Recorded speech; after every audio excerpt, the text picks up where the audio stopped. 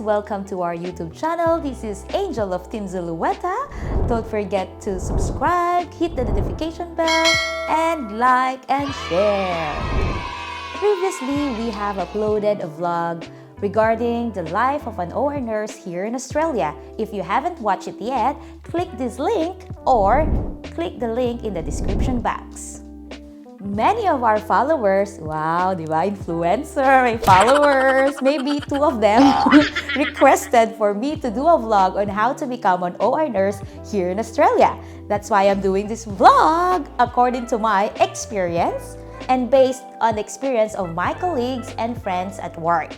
So shout out to Vivian, to Jem, to Andrea, and everyone who helped me to collect the information needed for this vlog. And disclaimer, this vlog will not discuss on how to become a registered nurse here in Australia.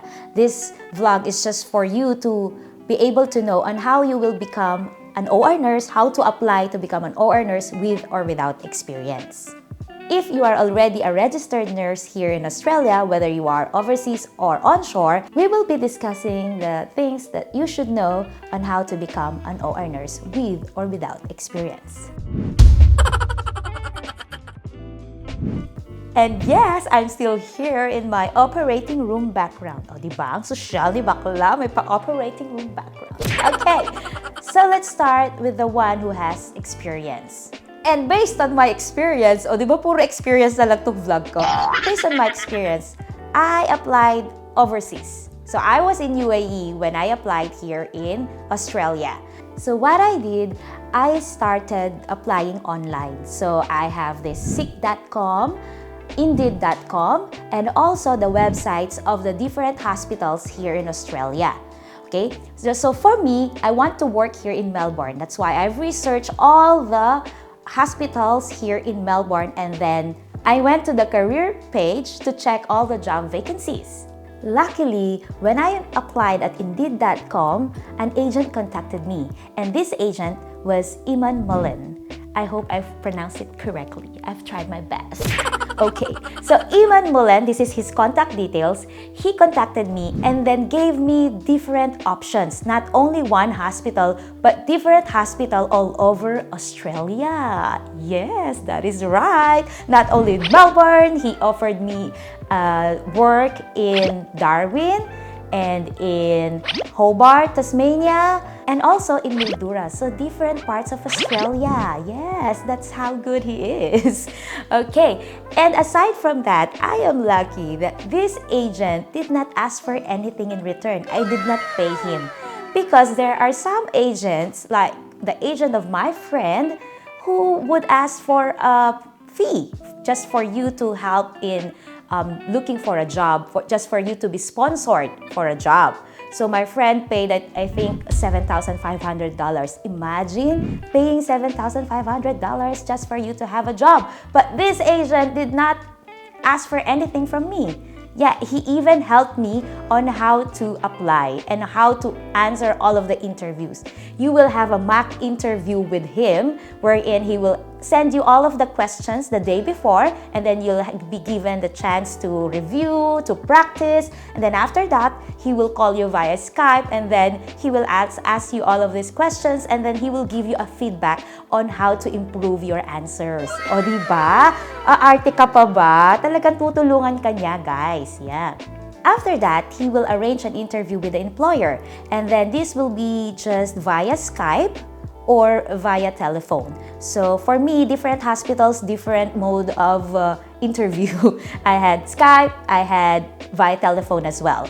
So it's like, I think it will be applicable nowadays since it's pandemic. Anyway, you can't go personally in the hospital to have the interview. Most probably they will just have a virtual interview. So it's just the same. So no worries if you are overseas or onshore.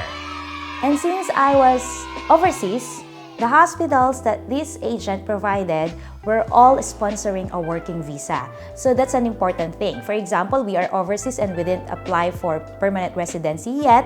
We can look for hospitals that would sponsor you for a working visa. And just to give you a glimpse, okay, based on my experience and from my friends' experiences, these are the hospitals that could sponsor you for a working visa. So we have Peninsula Private Hospital, Holmes Glen Private Hospital, St. Vincent Public Hospital, and many more. So you just have to do your research, okay? So my pathway here in Australia is through working visa. And then, I applied for permanent residency visa afterwards. Kasi atat na ako. Gusto ko na talagang pumasok. Hindi ko na maantay si permanent residency visa muna. So, yun. So, I'll give you some of the common questions that your employer might ask you during the interview.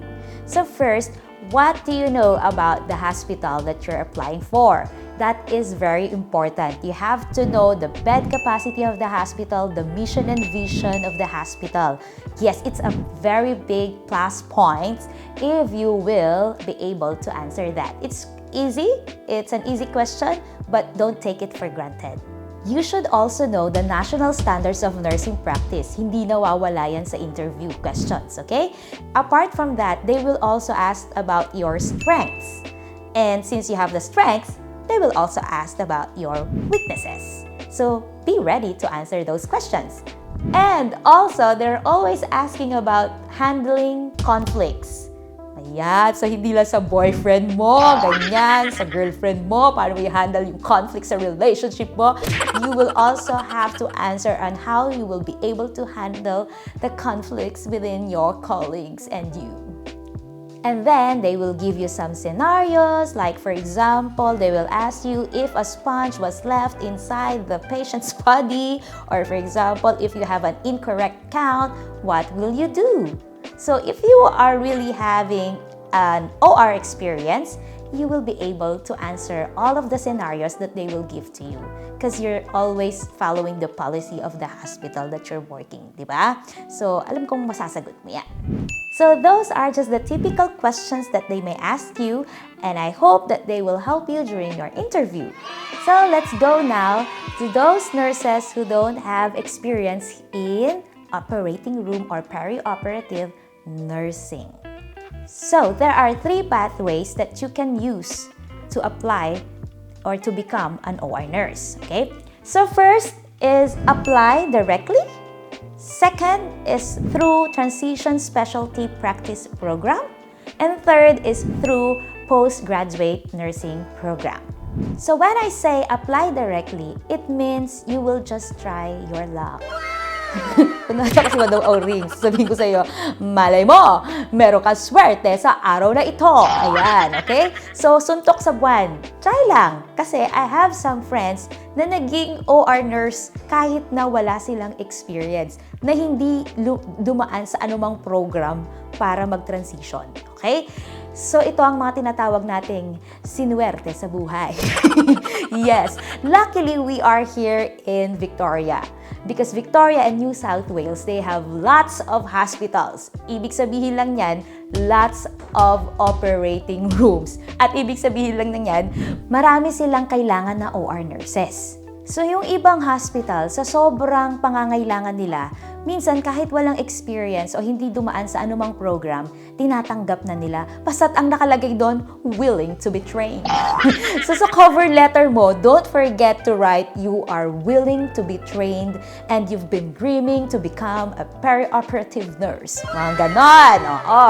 So, based on my experience, may mga friends na talaga akong nakapasok sa perioperative without any experience, okay? And without applying for any program for the transition.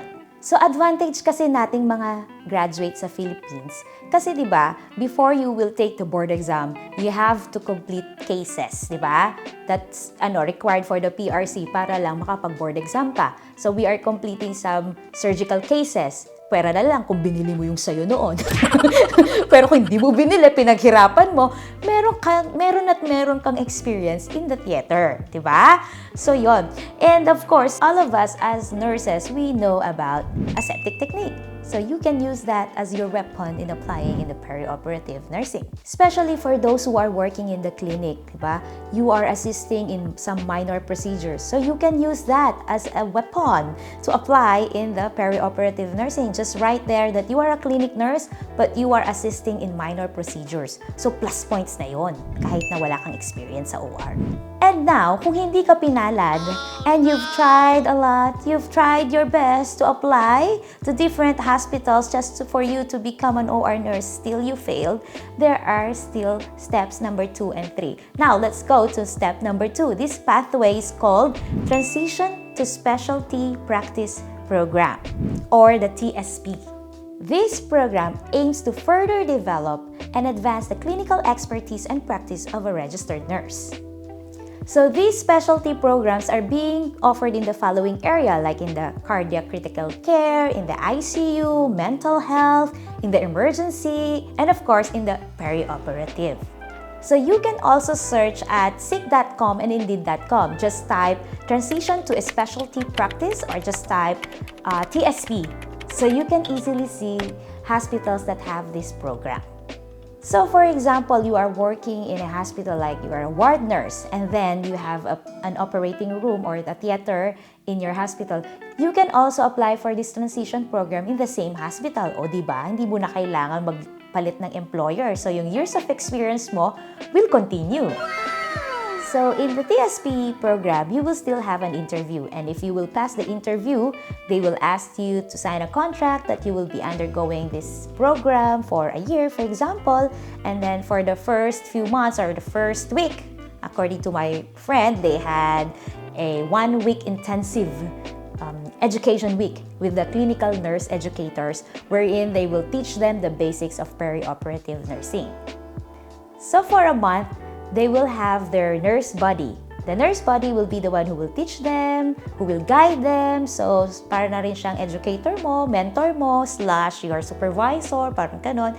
And then, after a month that you are being paired with another nurse, you will be on your own. So, when you're on your own, you will be rotated also. It depends on what did you apply for. If you are in the Scrub Scout, you will be rotated in different specialty. Like, for example, you will start with plastics, and then you'll go to general, then you'll go to vascular, whatever plan that they have for you. And for example, if you are anesthetics, maybe you will be 1 month in recovery, and then after that, they will rotate you in the operating theater as an anesthetic nurse. So this program is like a combination of theory and simulation. It's like they will teach you on how to do it, and then you will do it right away. And then they will provide you a performance appraisals and regular feedback on how you're going inside the theater. If you have finished already the program and they're happy with your performance, and then the employer will employ you, you have now a regular job in the operating room. So the good thing about this program is that you are learning new things, you are being trained, and then they are paying you at the same time. O diba? Ang saya! So the good thing about this TSP program is that you don't have to go to school. Unlike with our next topic, which is the pathway of the postgrad nursing program. So what is postgrad nursing program? With this program, you have to study, meaning you have to enroll for a master's degree or for a graduate certificate or diploma that can facilitate your career specialization. Just like applying for a job or applying for a TSP program, in postgrad nursing, you will also have to apply online or through the career page of the hospitals, okay? So it will be advertised as the postgrad nursing program in perioperative or whichever area. So for us, we are talking about the perioperative nursing. So after applying, they will call you for an interview. And of course, for the interview portion of the postgrad and the TSP, it's not as complicated as the interview that you are going through with the one with experience in operating room. Because they know that you don't have experience, they will just ask you the basics, like for example, aseptic technique, so those things, hand hygiene, and okay?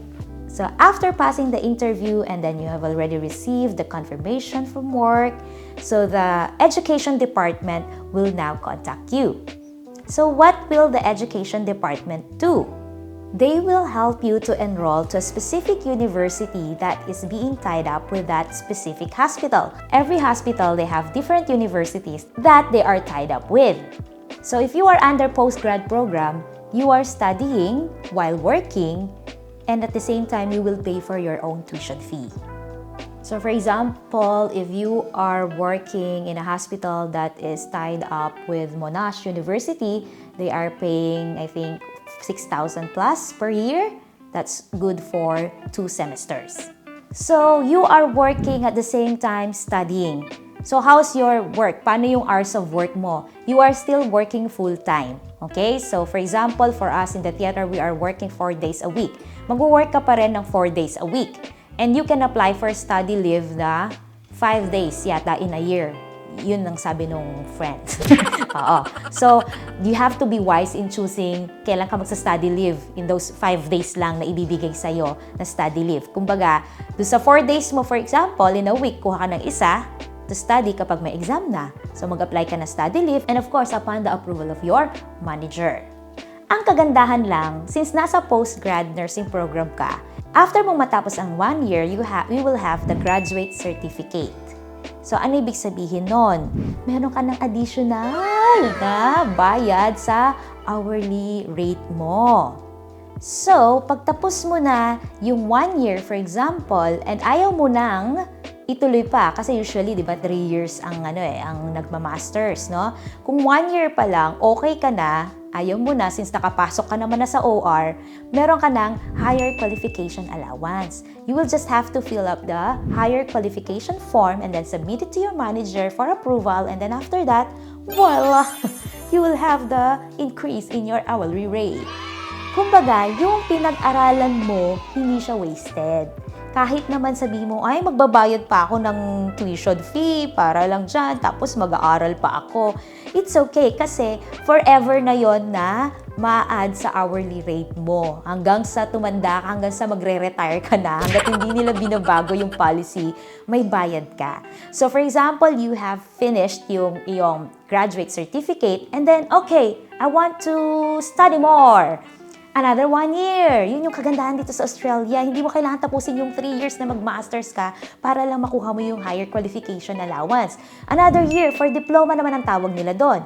Pag nandun ka na sa diploma, additional rate na naman yan para sa iyong higher qualification allowance. So, sa per hour mo, doon sa regular 76 mo, meron ka ding additional.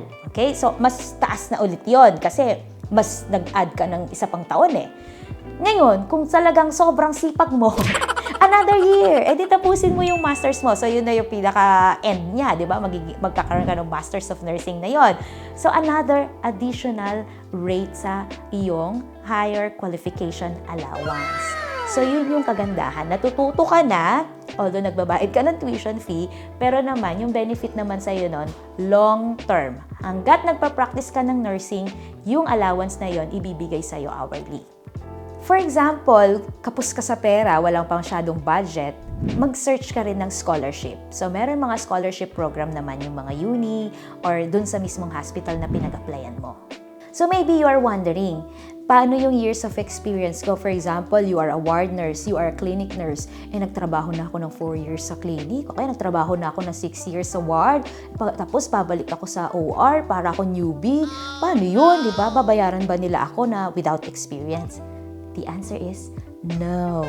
Babayaran ka nila according to your years of experience. Okay? It doesn't matter kung hindi ito perioperative nursing experience. Basta may paid nursing experience ka, they will count that experience and then they will pay you your hourly rate according to that years of experience.